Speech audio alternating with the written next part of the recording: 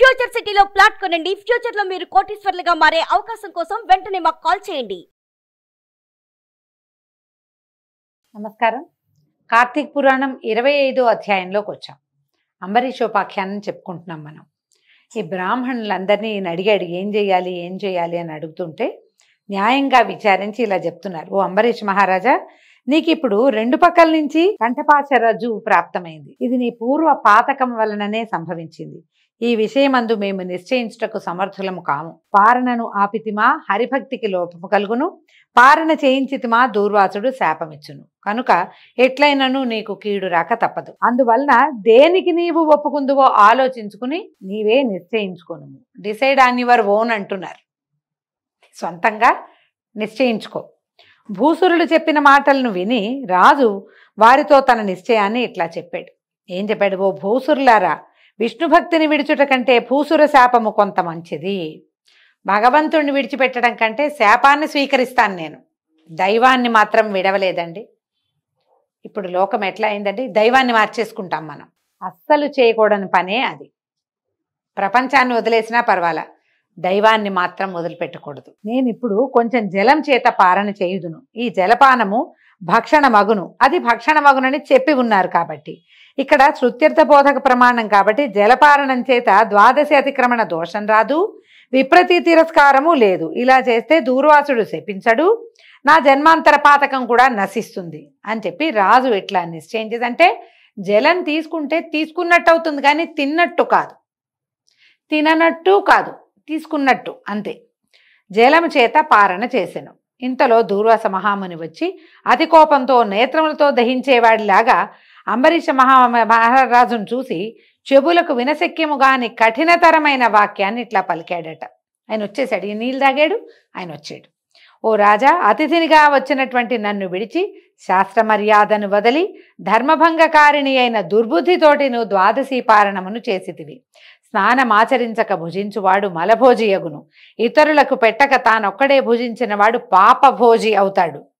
అతిథిని రమ్మని పిలిచి తాను ముందు భుజించిన వాడు వాడికంటే అధముడు. వాడు అశుద్ధములో ఉండేటువంటి పురుగు వలె మలాసి అవుతాడు. ఆత్మార్థము వంట చేసుకున్నవాడు పాపాన్ని భుజిస్తాడు.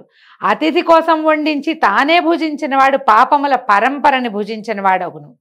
అగ్నిపక్వమైనది గాని పక్వము కానిది గాని పత్రము గాని పుష్పము గాని ఫలము గాని పాలు గాని అన్నమునకు బదులుగా ఏది భుజించబడునో అది అన్నమే అగును.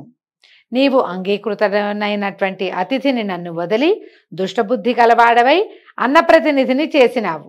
బ్రాహ్మణ తిరస్కారివైన నీవెట్లు హరిభక్తుడవు కాగలవు? ఓరి మందుడా, ఎప్పుడైనా నువ్వు బ్రాహ్మణులను తిరస్కారం చేయవచ్చునా? నీకు హరి దైవం ఎట్లగును? అతని యందు నీ భక్తి ఎట్టిది? బ్రాహ్మణ విషయమందును హరి విషయమందును నీకంటే పాపాత్ముడు ఇంకొకడు లేడు. అనగా నీవు బ్రాహ్మణుడైన నన్ను వదలి భుజించదు గనక నీవు బ్రాహ్మణ తిరస్కారివైనావు. బ్రాహ్మణ తిరస్కారము చేతనే బ్రాహ్మణ ప్రియుడైన హరిని కూడా తిరస్కరించిన వాడవైతివి. ఓ రాజా, ఇప్పుడు నన్ను తిరస్కరించటం ఎట్లా ఉందంటే, నీ మదం చేత నీ పురోహితుడిని తిరస్కరించినట్లే. నువ్వు ఆయన తిరస్కరిస్తే ఎట్లాగో నన్ను తిరస్కరించినా అంతే. నీవు ధర్మాత్ముడవని పేరు పెట్టుకుని ధర్మ మార్గములను నశింపచేయుచున్నావు. ఓరి పాపాత్ముడా, ఈ భూమి యందు పుణ్యాత్ముల పాలిట నీవెట్లా ప్రాప్తమయ్యావు? భూమి అంతా పుణ్యాత్ములతో ఉంటే నువ్వు పాపాత్ముడవైన నువ్వెట్లా రాజు అయ్యావు? నువ్వెట్లా చక్రవర్తి సార్వభౌముడు కదా అయినా ఎందుకయ్యావు అని అడుగుతున్నాడు. అనగా నీవు రాజువు గనక పుణ్యాత్ములు నిన్ను ఆశ్రయించవస్తారు. నీవు దుర్మార్గుడివి గనక వాళ్ళని బాధిస్తావు. కాబట్టి నీవు ధర్మ కంటకుడు అవుతావు. దూర్వాసుడు ఇట్లా గట్టిగా ఆయన అరిచి కేకలు పెడుతుంటే అంబరీషుడు భయపడి నమస్కారం చేసి పాదాలు పట్టుకుంటున్నాడట. పట్టుకుని ఇలా ప్రసన్నుని చేసుకోవడానికి ఇట్లా ప్రార్థించాడయ్యా, నేను పాపుడను, పాపకర్ముడను, పాప మానసుడిని కూడా. నేను శరణు వేడుతున్నాను, నన్ను రక్షించు అన్నాడు. నేను ధర్మ మార్గం తెలియక పాపమనే పంకిలంలో పడి బురదలో పడి దుఃఖిస్తున్నాను. నిన్ను శరణు వేడుతున్నాను, నన్ను రక్షించు. నేను క్షత్రియుణ్ణి, జ్ఞానం లేక పాపాలను చేశాను. నీవు బ్రాహ్మణుడవు, శాంతి స్వరూపుడవు కాబట్టి నన్ను రక్షించు. బ్రాహ్మణులు క్షమాయుక్తులై ఉంటారు. మీ వంటి మహాబుద్ధిమంతులు కృపావంతులై మా వంటి పాప సముద్ర మగ్నులను ఉద్ధరించాలి. నేను పాపమే చేశాను, నన్ను రక్షించు. నువ్వు బ్రాహ్మణుడివి కదా. ఇట్లు పాదాల మీద పడి పరిపరి విధాలుగా ప్రార్థిస్తున్నటువంటి రాజును కఠినుడైన దూర్వాసుడు అత్యంత కఠినత్వాన్ని వహించి తన ఎడమకాలితో తన్ని దూరముగా పోయి నిల్చుండి మిక్కిలి కోపంతో శాపం ఇవ్వడానికి ప్రయత్నిస్తూ ఇట్లా అన్నాడు, ఓ రాజా, నేను దయగలవాడనే కానీ నాకు శాంతి లేదు. శాంత స్వభావమునకు ఆయలమైతిని కనుకనే దూర్వాసుడు శాంతి లేనివాడని తెలుసు. ఎందుకంటే ఆలయం నేను అతి కోపిని కాబట్టే నాకు దూర్వాసుడు అన్న పేరుంది. శాంత స్వభావానికి ఆలయం అయ్యాను కనుకే దూర్వాసుడు శాంతి లేనివాడని తెలుసుకో. ఇతర మునీశ్వరులందరూ కోపితులై తిరిగి ప్రార్థించిన ఎడల శాంతులగుదురు. నేను కోపితుడునైన నేని కోపం తెప్పించిన వాడికి కఠినమైన శాపం ఇవ్వక శాంతించేవాడని కాను అని ఇట్లా పలికి అంబరీషుని ఉద్దేశించి ఇట్లా శపించాడట. నేను శాస్త్రార్థవేదిని గనక జలముతో పారణ బ్రాహ్మణుని కంటే ముందు చేసితివని గర్వంతో, అంటే ముందే నేను పారణ చేశాను బ్రాహ్మణి కంటే ముందు అనే గర్వంతో ఉన్నావు కాబట్టి నీకు ఈ 10 జన్మలు వస్తాయి అని చెప్పి 10 జన్మలందు గర్వము పొందదగింది ఒక్కటి కూడా లేదు కనుక గర్వించిన వాడికి గర్వభంగకరాలైన 10 జన్మల్ని ఇస్తున్నానని భావం. ఇట్లా ఏమన్నాడు, నువ్వు మత్స్యాని వైపోవు, కూర్మాని వైపోవు, వరాహాని వైపోవు, వామనుడి వైపోవు, వికృతముఖుడి వైపోవు, బ్రాహ్మణ అతి క్రూరుడైన బ్రాహ్మణుడివికా, జ్ఞానసూర్యుడైన క్షత్రియుడివికా, దయాసూర్యుడైన బ్రాహ్మణుడివికా నువ్వు అని ఇన్ని మాటలు, నువ్వు అదైపో ఇదైపో ఇదైపో అదైపో అని శపించేశాడు.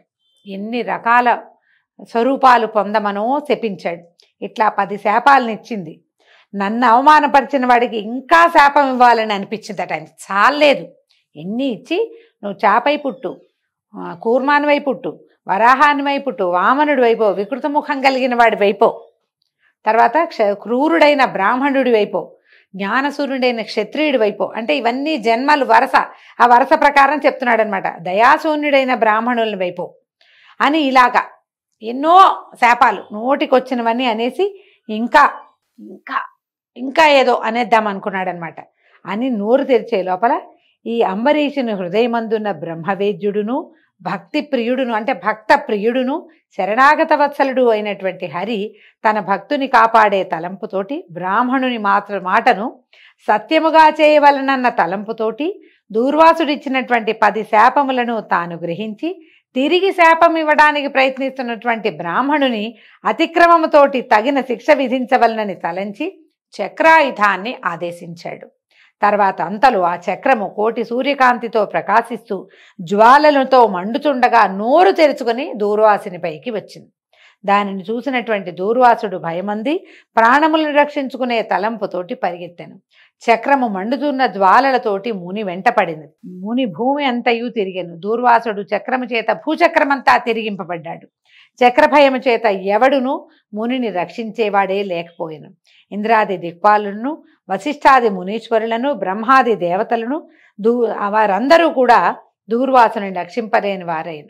ఇట్లా తపస్సు చేసుకుంటూ కూర్చునేటువంటి మునీశ్వరునకు అతి కోపము చేత బుద్ధి చెరుచుకొని హరిభక్తునికి అవమానం చేయటం వలన సంకటము తటస్థించను. ప్రాణ సంకటం, ఈయన పారిపోయాడు, అక్కడికి ఇక్కడికి పరిగెత్తాడు. ఎక్కడికి పరిగెత్తినా అతనికి రక్షణ లభించలేదు.